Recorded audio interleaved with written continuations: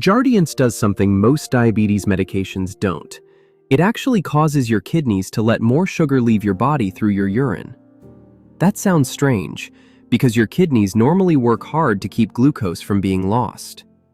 So why would a medication intentionally make them do the opposite? And here's what makes this even more interesting. That unusual kidney effect helps explain how Jardiance lowers blood sugar. But Jardiance is now used for much more than diabetes. I'm a pharmacist, and to understand why, let's look at what happens inside your kidneys after you take it. Your kidneys continuously filter your blood. Glucose enters that filtering system, but instead of letting it leave in the urine, your kidneys normally reclaim most of it and send it back into the bloodstream. One of the major proteins responsible for this is called SGLT2. Think of it as part of your kidney's glucose recycling system. And that's exactly what Jardiance targets. Jardiance, also called empagliflozin, belongs to a group of medications called SGLT2 inhibitors. It blocks part of that glucose recycling process. So instead of returning as much filtered glucose to the bloodstream, more stays in the urine and leaves your body when you go to the bathroom. In other words, Jardiance literally helps you get some glucose out of your body through your urine. That's completely different from simply forcing your pancreas to release more insulin.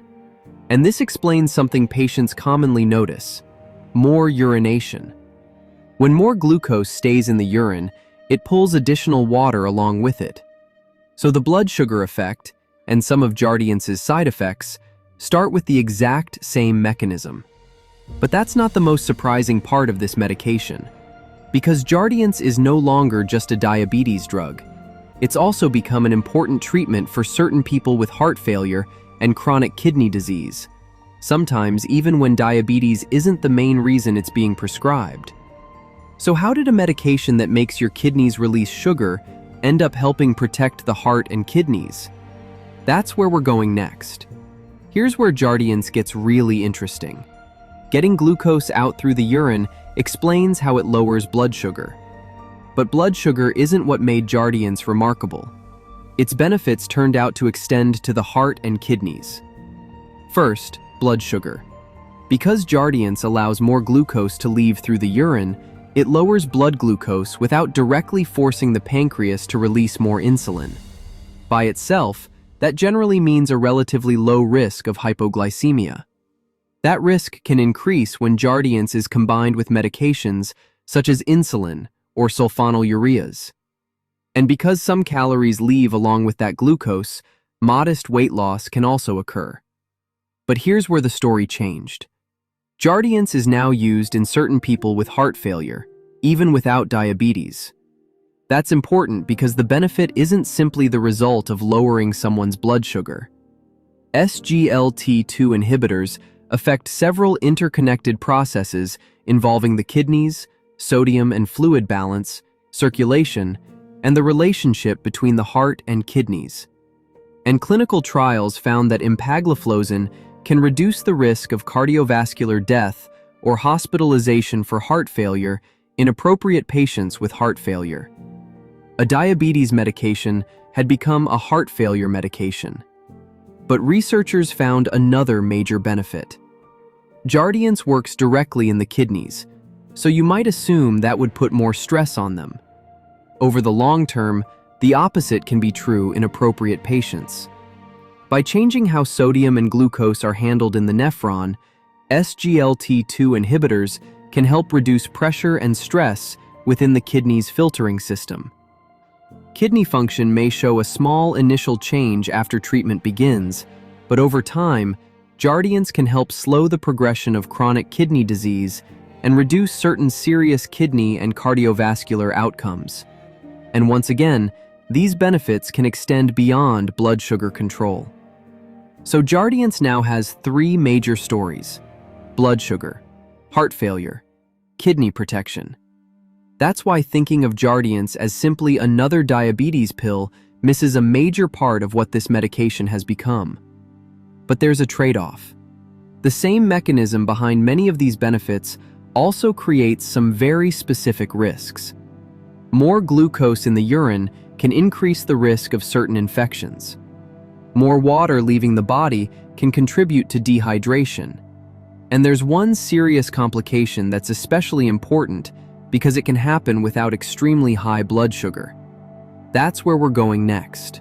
The same mechanism behind Jardiance's benefits also explains several of its side effects. More glucose stays in your urine. More water can leave with it.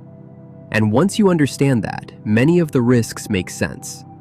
But one serious complication is much less obvious. Let's start with what you may actually notice. Because glucose in the urine pulls water with it, Jardiance can make you urinate more. That additional fluid loss can contribute to dehydration, dizziness, or low blood pressure, especially in people already prone to dehydration or taking medications such as diuretics or water pills.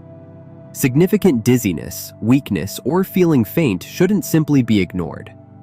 More glucose in the urine also creates an environment where genital yeast infections become more likely. Symptoms can include itching, irritation, redness, discomfort, or unusual discharge.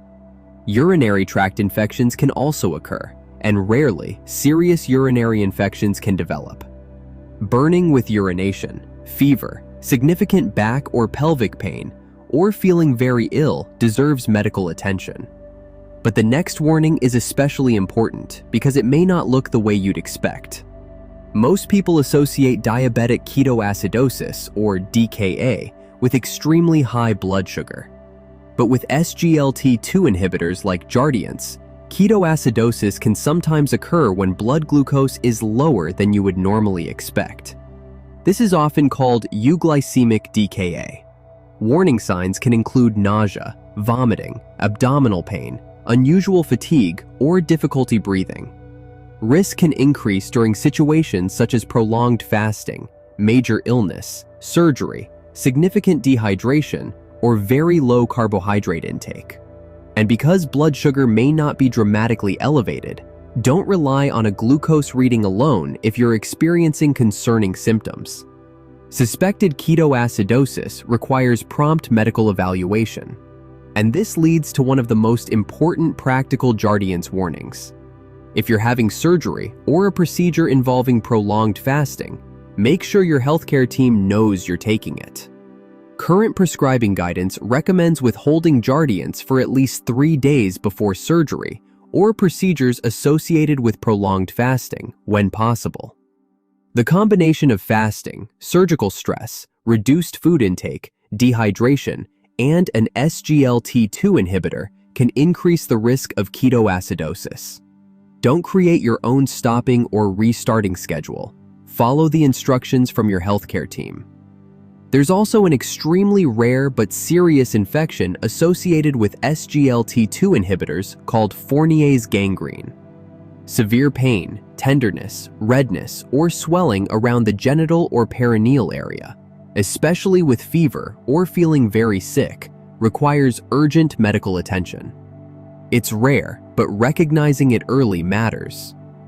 Now, hearing these warnings all at once can make almost any medication sound frightening.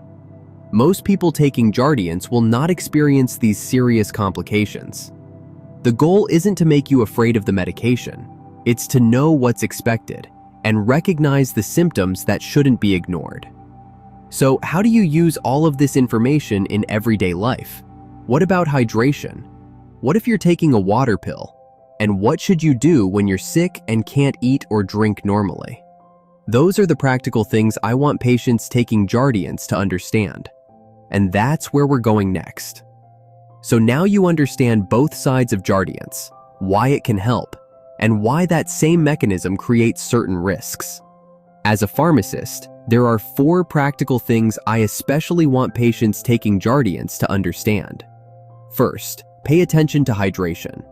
Jardiance can cause additional water to leave through the urine, but that doesn't mean you need to force huge amounts of water every day. The bigger concern is when you're losing fluids or unable to replace them, such as with significant vomiting, diarrhea, fever, heavy sweating, or poor fluid intake. If you're becoming dehydrated, dizzy, weak, or unable to keep fluids down, contact your healthcare professional for guidance. Second, remember that Jardiance doesn't work in isolation. If you also take a diuretic or water pill, you may be more susceptible to fluid loss or lower blood pressure. And when Jardiance is combined with insulin or certain medications such as sulfonylureas, the risk of low blood sugar can increase. That's one reason your healthcare team considers your entire medication list, not just Jardiance. Third, know what to do when you're sick. If you're vomiting, unable to eat or drink normally, becoming dehydrated, or facing prolonged fasting, don't simply assume your normal medication routine should continue unchanged. These situations can increase the risk of complications we discussed earlier. Contact your healthcare professional for individualized instructions rather than deciding on your own when to stop or restart Jardiance. And finally, understand why Jardiance was prescribed for you. For one person, the main goal may be blood sugar control. For another, it may be heart failure. For someone else, chronic kidney disease may be a major reason. Knowing the goal helps you understand why your healthcare team believes the potential benefits outweigh the risks in your situation. And that brings us back to where we started. Your kidneys normally filter glucose and then reclaim most of it. Jardiance interrupts part of that recycling process. More glucose stays in the urine, more sugar leaves your body. That helps lower blood sugar. But the bigger Jardiance story is that its benefits can extend beyond glucose to the heart and kidneys. And that same mechanism helps explain many of the side effects and precautions we've discussed. Once you understand that one mechanism, the entire medication makes a lot more sense. If you found this helpful, subscribe to Medications Explained by a Pharmacist. I break down what medications actually do inside your body, the benefits, the risks, and the things patients should understand. And let me know in the comments which medication you want explained next. This video is for educational purposes only and is not medical advice.